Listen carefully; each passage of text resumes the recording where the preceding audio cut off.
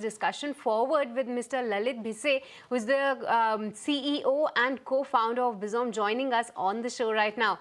Hi Lalit, morning and good to be speaking with you. And Lalit, Snehi was just highlighting the interesting data points that you have come out with. That the viewers are, or rather the consumers are now delaying their purchases. Everybody is waiting out for that 22nd September timeline to hit in. But help us understand, how quickly can we see the buying resume post 22nd, given that the festive season will also kick-start in a big way? Absolutely. So, we work very, very closely with largest brands in India, and we are all gearing up to that 22nd as a deadline. So, I would imagine, in fact, some of the brands have even started passing the benefits even before 22nd. So, especially in spaces like beverages or snacks, the brands have already started cutting their prices. They've already started increasing the grammage of the goods that they sell. So, not only 21st, 22nd, I would imagine we will start seeing the cost benefits being passed even ahead of that. 22nd is when we expect the sales going on, and hence a big uptick then. Indeed, but Lalit, for now, the kind of slowdown that we are seeing in consumers are delaying the purchases. In which specific market are we seeing that more visible? Is it the urban market compared to the rural, or is it the pan-India trend that we are getting to see? It's more secular. It's more pan-India in general.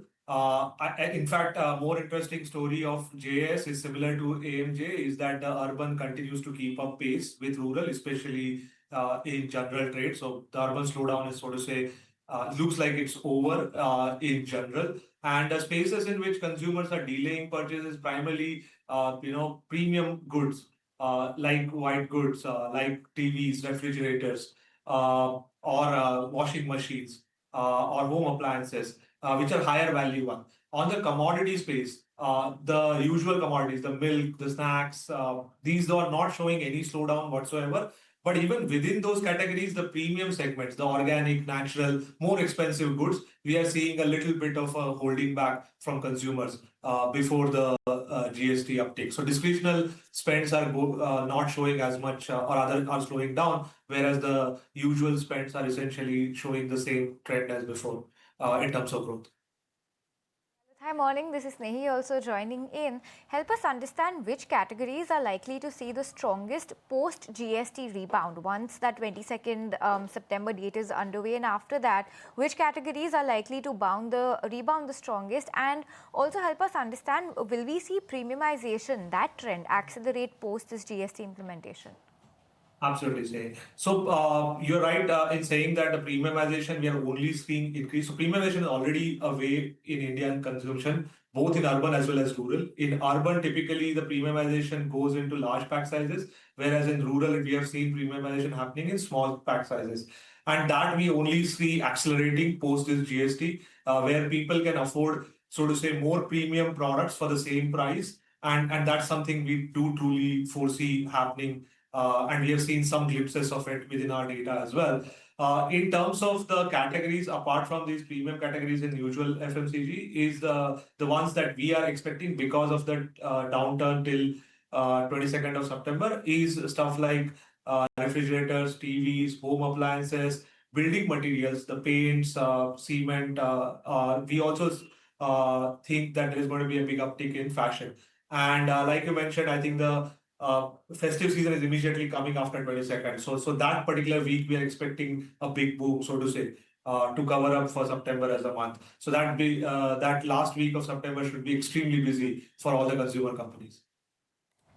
Right. The other thing I wanted to ask about, Lalit, hi, morning. How are brands approaching the pricing strategies and in anticipation of GST relief?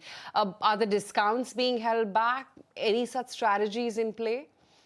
This is extremely complex. My colleagues in consumer space are currently so busy because there are some sacred price points, as you know, in India, the 10 rupees, the 20 rupees, the 50 rupees. You cannot really touch them, because if you touch that price point, then you're going to see a drop in consumption automatically. So at those sacred price points, you see a lot of work being done in terms of increasing grammage or moving more product to the consumer.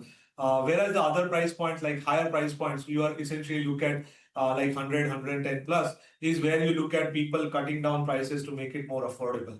Right. So obviously cutting down prices or passing discounts is the easier from a supply chain point of view. But whereas changing the product and changing the grammage is obviously very, very complex from the entire manufacturing till the consumer. The whole supply chain will get impacted. So that's the complex bit where the FMCG companies who work on these price points are essentially coming up with newer products to serve the consumers before 22nd of September. Right. And in terms of inventory, are FMCG companies adjusting production and inventory levels in anticipation of the post-GST spike in demand that they could perhaps see? Absolutely. I mean, again, you got that right. I mean, currently there is a lot of some of the even downturn what we see is also because of the fact that the primaries and secondaries, primaries when I say from manufacturer to distributor, and secondaries when we say the distributor to retailer, those are being held back a little bit when people work on new pricing strategy and new labeling and stuff like that. Because post 22nd, people do not want to have inventory in the market, which is the old pricing in general. So trying to clear out the existing inventory, which means it also leads to stockouts in the market. So part of this particular slowdown is also attributed to inventory held back. Part of this slowdown is also attributed to the fact that Pitru Paksh, which is not considered auspicious in India to purchase good, have come a little bit ahead of time this year. So this particular period between 7th September and 22nd September also collides with that. So all of these things come together, GST, Pitru Paksh, plus the fact that companies are holding back inventory are all reflecting in the near-term 3-week slowdown that we are seeing. Right, and Lalit, help us understand now across categories. You know, kitchen appliances have seen a steep decline in August, down 20%. Electronics and kitchen appliances, when you combine both of them, it's a 25% cut coming in. Do these categories show signs of pent-up demand that could bounce back immediately post the GST implementation, or is this recovery expected to be gradual? No, this will be immediate. I'm 100% sure because as the brands that I speak to, they're already ready and they already are with looking at those schemes and both retailer schemes as well as obviously some of the online demand will also. So it's just a pent-up demand, it's just delayed purchases as far as what we have seen. I would truly expect that to be, we will cover up the September downturn in the last week alone. The last week, as I mentioned, we fully expect it to be extremely hectic. Okay, and Lalit, before we let you go, just want to talk about two more categories that are really standing out based on the numbers that you've shared with us.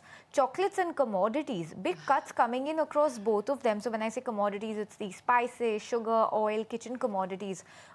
What is that being attributed to right now? Because the cut that we've seen in chocolates has been quite drastic. Absolutely. I mean, again, as you know, this year the festive season came a little bit earlier. The whole Ganesha, the Raksha Bandhan, all of those things happened almost a month earlier. So that is the explanation, at least according to us, for the YOY decline. So what purchases happened in August last year happened in July this year, and because of that particular bump in July, the growth in August is a little bit mellowed down. Yeah, so that's just seasonality in the consumption, which obviously categories like confectionery, chocolates, or even oil, ghee, all of these categories are typically festive seasonal categories, which are seeing that seasonal up and down. So that growth, we took that growth in July, which is why August wasn't that big on those categories. Right. Okay, Lalit, great to have you on the show, and thanks for all that insight on what really one can expect from consumption once, of course, the GST rationalization actually kicks in on 22nd. Lovely to speak. Thank you, Fiber.